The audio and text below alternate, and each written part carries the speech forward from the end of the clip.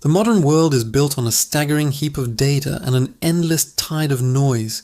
Yet at the very heart of this chaos lies a silent truth that drives every gear of civilization. It is a truth most people ignore, hesitate to question, and often fear to acknowledge. This truth exists far beyond the numbers in our bank accounts.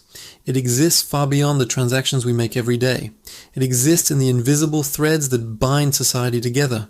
It exists in a single word that carries unimaginable weight: debt.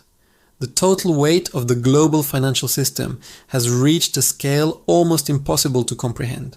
The number is $315 trillion. $315 trillion floating in ledgers, spreadsheets, and digital accounts. $315 trillion representing the invisible burden on every human being alive today. But this is not merely a number. It is a reflection of human choices, histories, and agreements. It is a mirror of the system itself. And it raises a question that chills the mind. If all the governments, all the major economies, and the wealthiest nations are drowning in debt, who exactly is the creditor? The United States, despite being the world's largest economic power, carries a debt of $38 trillion. Japan, a global titan of technology and industry, bears over $9 trillion. Germany, the disciplined heart of Europe, owes trillions more. Even oil-rich kingdoms famed for their wealth are not immune. Debt is universal. Debt is the common denominator of modern civilization. It touches every corner of the globe. It shapes the fate of nations quietly, invisibly, relentlessly. From the perspective of the individual, debt is a chain. It is a source of stress. It is a worry at the end of each month. It is a sleepless night, a nagging thought, a sense of insufficiency. Yet from the system's point of view, debt is not a problem. Debt is fuel. Debt is the lifeblood of the machine. Debt moves markets, armies, and governments alike. Debt is not meant to be erased. Debt is meant to endure. Debt is meant to be infinite. To understand this, one must follow the roots of modern finance deep into history. One must descend from the glittering skyscrapers of Wall Street and the glass towers of London. One must walk into the dark corridors of time. One finds a world filled with war, conquest, and desperation. One finds kings and queens, their coffers empty, their treasuries drained. It was not wealth they sought, but survival. And in that crucible, the idea of national debt was born. The first great experiment occurred in England in 1694. England and France were locked in a devastating struggle for dominance. The English king's coffers were empty. His navy was deteriorating. Taxes had been collected, yet they were not enough. Traditional methods of raising money had failed. The state was desperate. And the bankers and merchants saw an opportunity. They offered gold to the king. But there was a condition. The king would owe money that did not exist. The debt would be guaranteed by future taxes, by the labor of people not yet born, by generations who had no say in the matter. This was the birth of the Bank of England. And in that moment, the relationship between money and debt changed forever. States could now spend money they did not have. They could promise money that did not exist. They could borrow against the future. And that future would always belong to someone else. The signature of the state became more powerful than gold. The promise of repayment became a tool of control. Debt became authority, power, and influence. Debt became the currency of civilizations. No longer was wealth measured only in land, crops, or armies. Now it was measured in promises, in paper, in ink, in the belief that one day the debt would be repaid, but perhaps it never would be. This system does not reward prudence. It does not punish recklessness. It simply perpetuates itself. It grows with every generation. It expands quietly, invisibly. It is everywhere and nowhere. Debt is the ultimate instrument of power. It allows modern empires to act without swords. It allows them to control without armies. It allows them to bind the future to the present.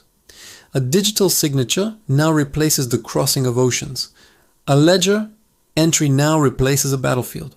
The individual rarely sees this. The citizen continues life as if nothing has changed, paying bills, earning wages, saving for tomorrow. But the system is always at work. Every loan, Every bond, every credit agreement feeds the invisible web. Every dollar borrowed strengthens the chain. Every promise made tightens the grip. Modern wars are no longer fought with cannons alone. They are fought in silent rooms of central banks. They are fought in data centers, humming with electricity. They are fought through digital commands, through interest rates, through futures and derivatives. Money is no longer physical. It is not paper in your wallet. It is a promise that may never be fulfilled. It is the illusion that keeps the machine running, and yet the world believes in it. The world acts as if it is real, because without belief, the system collapses. Because without faith, the entire structure falls into chaos. Debt is not accidental. It is intentional. It is systematic. It is carefully designed to endure. It is not meant to be erased. It is meant to expand. It is meant to outlive us. The global financial system is a casino of staggering proportions. Every nation, every corporation, every individual is a player. Yet no one truly wins.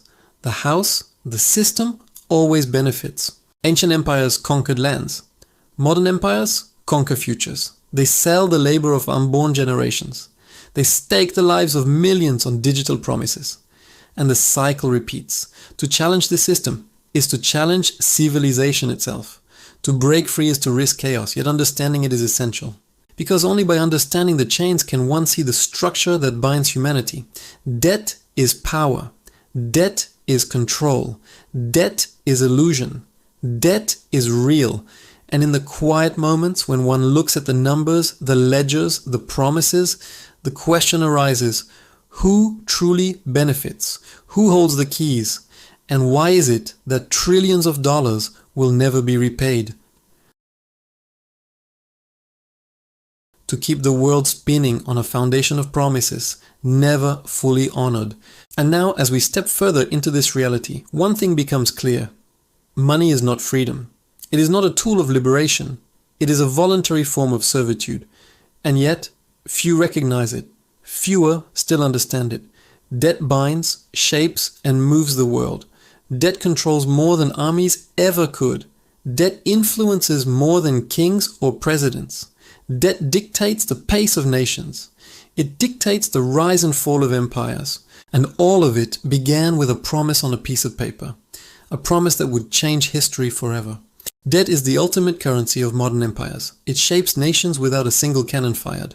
It commands armies without soldiers marching. It binds generations with promises they did not make.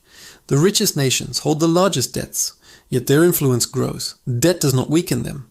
Debt strengthens control. The greater the borrowing capacity, the greater the power. Debt is both weapon and shield. Even individuals feel its grasp. Banks profit from interest. Corporations profit from loans. Governments profit from issuing debt. Debt itself becomes a commodity. Debt is traded. Debt is securitized.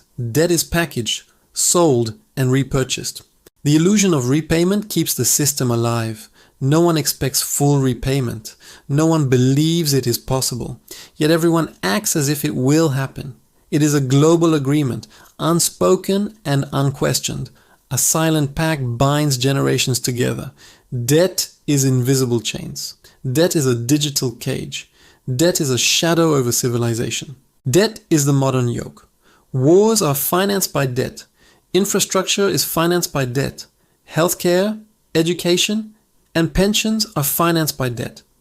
Every human endeavor is financed by future labor. Every cent spent is someone else's obligation. Every loan issued is a link in the chain. Every bond purchase strengthens the machine. Breaking it would risk chaos. Yet understanding it is essential. Debt is not a burden. It is a tool. It is a weapon. It is a machine. It is invisible. It is unstoppable. The system will never end. Interest will accumulate forever. Cycles will continue indefinitely. Generations will inherit obligations they did not choose. Nations remain chained. Corporations remain leveraged. Individuals remain bound. Money is no longer money. It is faith. It is trust. It is digital belief. And yet it controls every aspect of life. The global casino spins endlessly. The house always wins. Every bet is paid for by someone else's labor. Every gain comes from someone else's obligation. No one is truly free. Debt is power, control, and illusion all at once. It quietly shapes the world, invisibly, yet inevitably. It is the defining force of modern civilization. It is the master of empires. It is the unseen ruler of humanity. And as the sun rises each day, the cycle continues. The ledgers update, interest accrues, promises renew, and the house always wins.